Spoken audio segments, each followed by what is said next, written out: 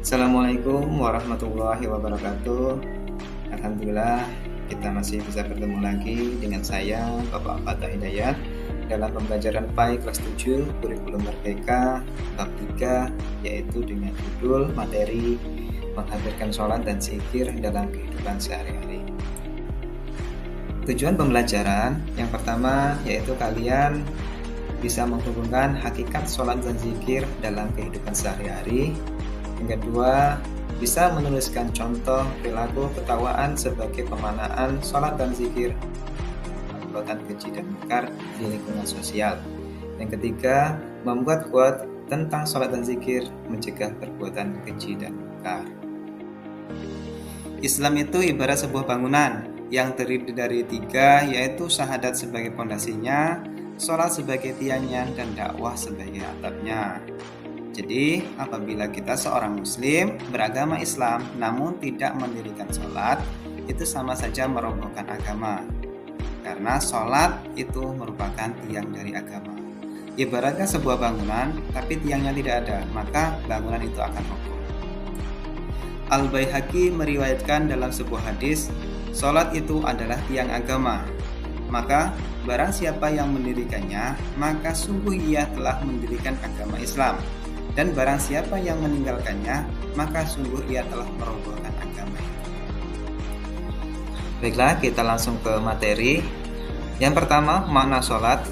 Secara bahasa, sholat diartikan sebagai doa. Ya, doa untuk meminta kebaikan. Sedangkan menurut istilah, sholat dipahami sebagai semua perkataan dan perkataan yang dimulai dari takbir atau takbiratul ihram dan diakhiri dengan salam. Kalian pasti tahu mengapa sholat sangat penting dalam kehidupan sehari-hari. Sholat selain sebagai tiang agama, sholat juga berfungsi untuk memberi makna terhadap kehidupan di luar sholat. Dalil perintah mendirikan sholat terdapat dalam Quran Surat Al-Ankabut ayat 45. Bismillahirrahmanirrahim.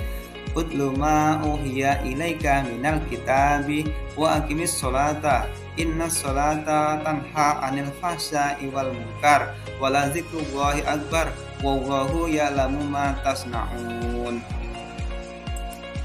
Artinya, bacalah kitab Al-Quran yang telah diwahyukan kepadamu dan laksanakan sholat. Sesungguhnya sholat itu mencegah dari perbuatan keji dan mungkar. Dan ketahuilah, mengingat Allah itu lebih besar keutamanya daripada ibadah yang lainnya. Allah mengetahui apa yang kamu kerjakan. Sholat dapat mencegah dari perbuatan keji dan mungkar. Apabila sholat yang kita laksanakan dengan sempurna, sungguh-sungguh dan ikhlas, maka akan mencegah kita dari perbuatan keji dan mungkar. Seseorang yang selalu melaksanakan sholat akan tumbuh rasa takut berbuat dosa, baik dosa kepada Allah, dosa kepada orang lain, maupun dosa terhadap dirinya sendiri. Yang kedua, makna zikir. Arti zikir menurut bahasa adalah ingat, sedangkan menurut istilah, zikir diartikan sebagai mengingat Allah Subhanahu wa Ta'ala. Kita diperintahkan untuk selalu berzikir kepadanya dengan mengagungkan kekuasaan dan kebesarannya agar terhindar dari kesombongan. Dalil perintah untuk berzikir terdapat dalam Quran Surat Al-Ahzab ayat 41. Bismillahirrahmanirrahim.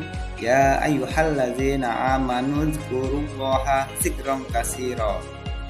Artinya, wahai orang-orang yang beriman, ingatlah kepada Allah dengan mengingat namanya sebanyak-banyaknya. Cara berzikir sebagai berikut. Yang pertama, zikir dengan hati, yaitu dengan cara bertafakur dan merenungkan ciptaan Allah Subhanahu wa Ta'ala, sehingga timbul dalam pikiran bahwa Allah Subhanahu wa Ta'ala adalah zat yang maha kuasa. Yang kedua, zikir dengan ucapan, yaitu mengucapkan lafal-lafal yang di dalamnya terdapat keagungan namanya. Contohnya adalah tahmid, tasbih, tahlil, takbir, membaca Al-Quran, sholawat, dan lain-lain. Yang ketiga, yaitu menaati perintahnya dan menjauhi larangannya, merupakan zikir dengan perbuatan. Selanjutnya, sholat untuk meraih ketakwaan dan menghindari perilaku tercela. Kita diperintahkan untuk menaati perintahnya dan menjauhi larangannya, baik urusan pribadi, keluarga, masyarakat, maupun negara. Seorang muslim yang bertakwa akan senantiasa menjaga diri dari hal-hal yang dilarang, bahkan dari perbuatan yang kurang pantas. Ia sadar bahwa takwa itu bukan sekedar slogan, akan tetapi disiplin untuk menjaga dirinya dari siksa di hari kiamat dengan melaksanakan perintahnya dan menjauhi larangannya. Berikut ini adalah hikmah melaksanakan sholat dan zikir. Yang pertama, tertanamnya akidah tauhid dalam jiwa seseorang. Yang kedua, kedamaian, keamanan, dan keselamatan dari Allah Subhanahu wa Ta'ala.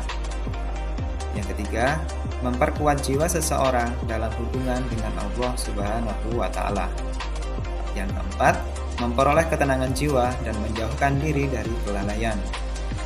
Yang kelima, melatih hidup disiplin dan taat peraturan, baik peraturan kerja maupun peraturan dalam kehidupan ini.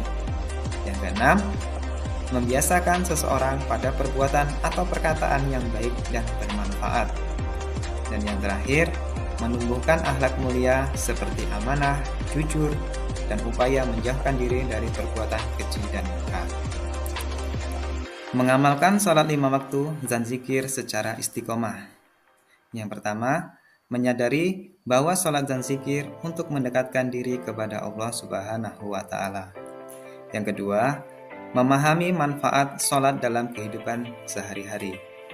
Yang ketiga, kita akan kembali ke akhirat. Yang keempat, jangan menunda-nunda sholat dan malas berzikir. Yang kelima, niat yang tulus.